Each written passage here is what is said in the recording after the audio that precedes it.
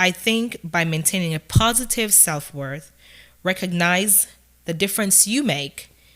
You are a creative. Be clear about your value and engage in work and conversation that is exciting and fulfilling. If there's ever a time we need to fulfill our purpose, I believe it's now.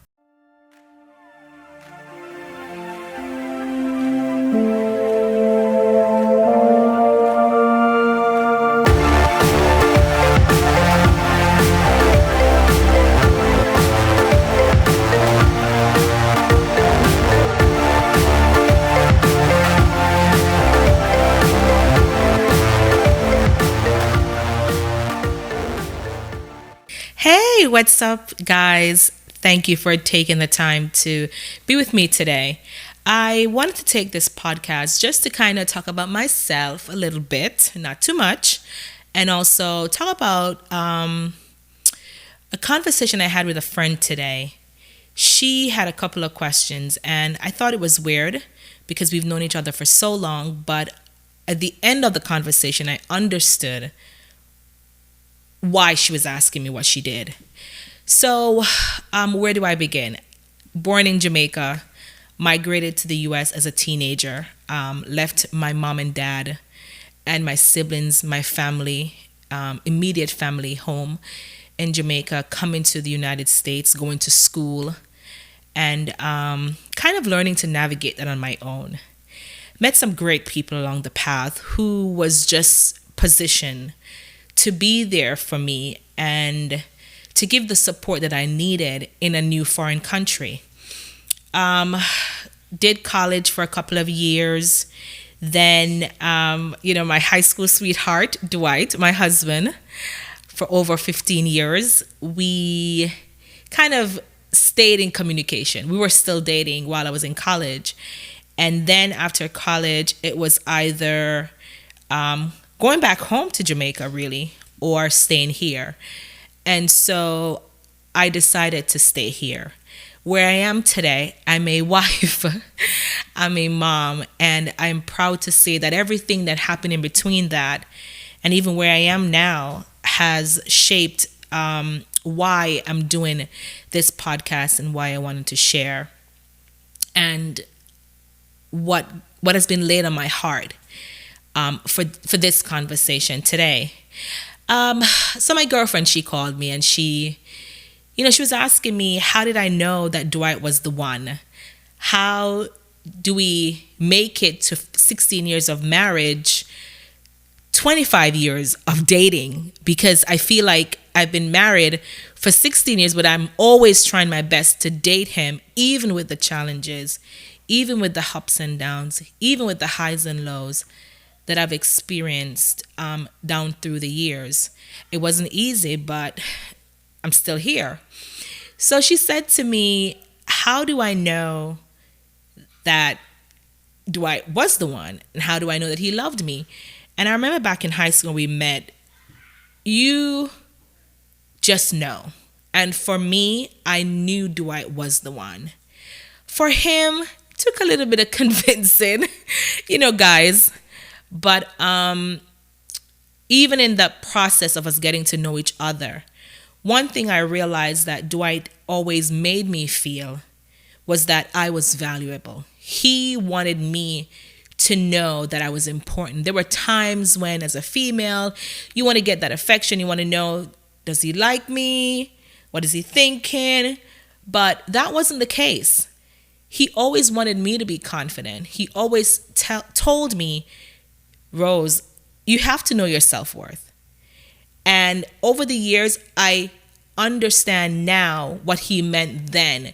Because I think if I didn't know my self-worth, we would not have been together this far. We would not have stayed together in spite of all the challenges, the highs, the lows, the tears, the broken heart, the things that we went through. And as we go along on this journey, we will dive even more into that. And I said to her, because, she's getting to the place of trying to settle down, dating, getting to know somebody. And she wanted to hear from him and also wanted to find her place. And she also have had some experiences that she felt like she wasn't worthy to be his wife. And I said to her, you have to know your self-worth. You have to know your self-value. It's like when you're at an auction and you're buying something, you know you want that thing because it's valuable. It is priceless. It's like going into the rough places and looking for that diamond that you know is going to make you better. So we talked about my experience with Dwight and what I saw in him, and it wasn't perfect. Everything wasn't checked off. But what was important to me was important to him. And because we had things in common, it just made the relationship much easier. We're both runners. We went to San Diego High School. We ran track. So that was our common ground. No matter the highs and lows of our relationship, we would just be like, let's go to the park. Let's go jogging. Let's go running. Let's talk it out. Because we had an understanding. We know what makes each other be better. So he knew me and I knew him. Now, she also wanted to know, how do you navigate when he's quiet? And I said, from the day I met him, this guy has been quiet. But I've learned in all the years to kind of gauge and listen to his words and watch his body language and his facial expression. And so after 15, 16 years of marriage, it has become easier for him and I to interact. But in the beginning, in dating, it wasn't always easy because we didn't live together. We lived in different homes. And this is, my girlfriend, she does not want to have intimacy. She does not want to have sex until she's married. She wants to know he's the right one. And listen, I think that's the right thing to do, because nowadays sex is overrated. Sometimes you can, and I said this to her, sometimes you can get in the wrong place, do the wrong thing, and then he leaves. And for this person, she has been keeping herself. She's been waiting for the one. And she believes that he is the one. And so I told her, even in going in this, she has to know her self-worth. She has to know her value. Ladies, we have to know our value. Guys, you have to know your value. You have to know what you bring to the table.